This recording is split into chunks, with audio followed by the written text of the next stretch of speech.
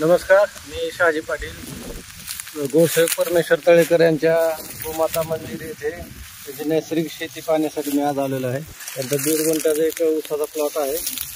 कमी पाण्याचा, अत्यंत कमी पाण्याचा एकच पाणी त्यांनी दिलेलं होतं गेल्या वर्षी आणि कमी पाण्यावर शेती होऊ शकते. आता एक हा प्रयोग कमी पाणी नाही पाटील, हवेतल्या पाण्यावर कमी पाणी म्हणू नका. सकाळी घेतात तो प्रकार इथं पाहायला मिळाला. त्याला मार्च नंतर एकही पाणी नाही, गेल्यापासून पाणी दिलेलं नाही. गेल्या वर्षी मी पाणी एक दिलं होतं, त्या वर्षी त्यांनी दिलंच नाही. आता मला लावलेलं आहे पिकाला. मला बिन पाण्याची शेती करायची. कमी पाण्यात किंवा पावसाच्या पाण्यावर शेती होऊ शकते. त्याचा एक नमुना आम्ही इथं आज दाखवतोय. ते ऊसाचे फुटवे तुम्ही पाहू शकता, एकदम सजेलदार फुटवे दिसत आहेत. थोडस शेजारी किनारी होतं की जाळताना आतला पाचोट जळाले, पाचोट आच्छादन असतं. आच्छादन जळाल्यामुळे थोडासा परिणाम झालेला दिसतो. परंतु नैसर्गिक शेतीमध्ये बिगर पाण्याचाही फुटवे किती तजेलदार असतात. त्यालाही पाणी नाही. पावसाळ्याच्या पाण्यावरती शेती म्हणता येईल थोडक्यात. फक्त जमीन चालतोय तर ती जमीन एकदम स्पंजसारखी झाली, म्हणजे मऊ गादीसारखी जमीन आहे. 3 वर्ष यांनी गोकुळपा वापरलेलं होतं. गेल्या वर्षी पाणी नसल्यामुळं त्यांनी गोकुळपाही बंद केले. म्हणजे पाणी आहे पण पाणी द्यायचं बंद केलंय. काही खत आणि काहीच दिलेलं नाही. बिगर खताची आणि बिगर पाण्याची उत्तम शेती आणि कमी खर्चाची शेती. कमी नाही, खर्चच नाही. कमी खर्चाची कुठलं म्हणता, खर्चच नाही, खुरपत पण नाही आम्ही याला. त्यांनी काढलेला खुरपत पण नाही. आसपास 1.5-3 गुंठ्यातला. तर अत्यंत मधुर अशी चव या गुळाला आहे, अत्यंत मागणी या गुळाला. परंतु काही लोकांसाठी किंवा त्यांच्याकडे येणाऱ्या पाहुण्यांसाठी ते राखीव ठेवलेला असतो. हे बघा, विक्रीसाठी तर गुळ सध्या नाही त्यांच्याकडे. गुळाची चव एकदम छान आहे. नॅचरल पद्धतीचा हा ऊस आहे. फुटवे याचे एकदम तजेलदार दिसतात. कुठली कीड नाही, पोवरी नाही, काही नाही. शेजारी पाण्याच्या बागायत भागातला ऊस आहे, परंतु इतका काही तजेलदार दिसत नाही. पाहू शकता शेजारी बागायतीतल्या एखादं प्लॉट आहे, ते दाखवतो आम्ही.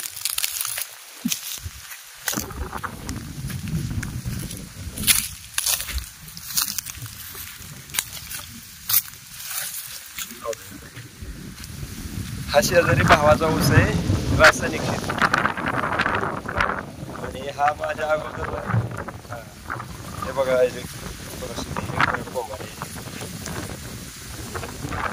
पाणी आहे. 8 दिवसाला पाणी आहे, 10 दिवसाला पाणी आहे.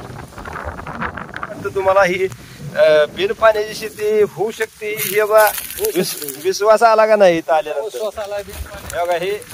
हे पाचून जाळलेला नाही, ती तिकडे काठड्यामुळे जळलं आणि खुरपण पण करत नाही मी. हे गवत नैसर्गिक शेतीमध्ये हे बघा, बिना नांगरणे पद्धत आहे त्या प्रकारे ह्याच्यामध्ये. बघा हे गवत पण कसं गार आहे, तणनाशक नाही,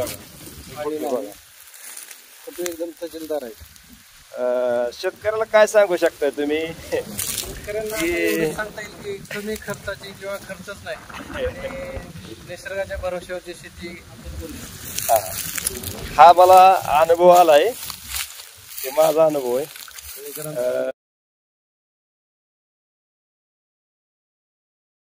सर नमस्कार. ही माझा 5व्या पिकाचा 86-032 खोडवा आहे. किती आहे? 1.5 गुंठ आहे. 1.5 गुंठ.